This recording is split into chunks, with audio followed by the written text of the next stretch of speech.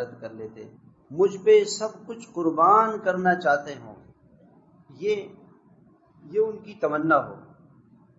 کہ اللہ کے رسول صلی اللہ علیہ وسلم پہ اپنا سب کچھ قربان کرو۔ اللہ ہمیں ایسا بنا، اللہ ہمیں انہی میں سے بنا۔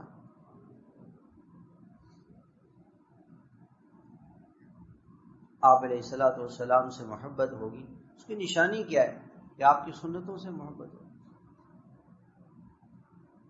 آپ کی سنتوں سے محبت ہو۔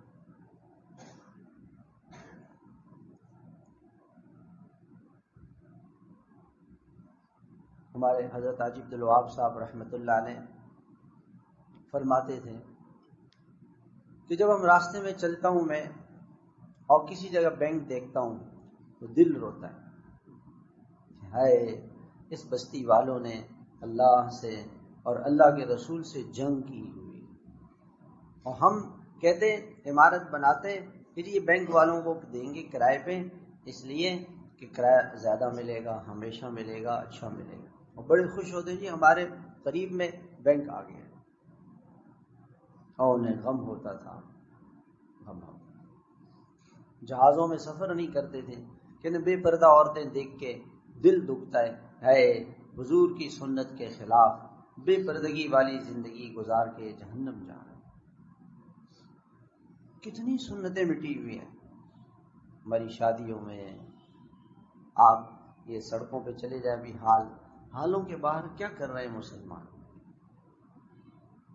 کیا حالات ہیں مسلمانوں، کتنا سنتوں سے دور ہیں۔ کوئی ایک بازار ایسا ہے ہمارے کراچی میں، ایک بازار، ہمارے حضرت مولانا احسان صاحب دامت برکاتہم نے کراچی والوں سے سوال کیا تھا جوڑ میں کہ ایک بازار ایسا بتاؤ کہ جس میں اذان ہو اور اشہد ان محمد رسول اللہ پہ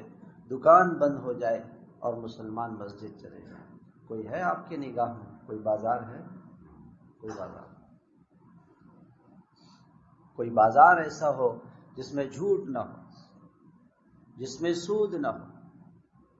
جس میں دھوکہ نہ ہو، جس میں کسی کے پیسے دبائے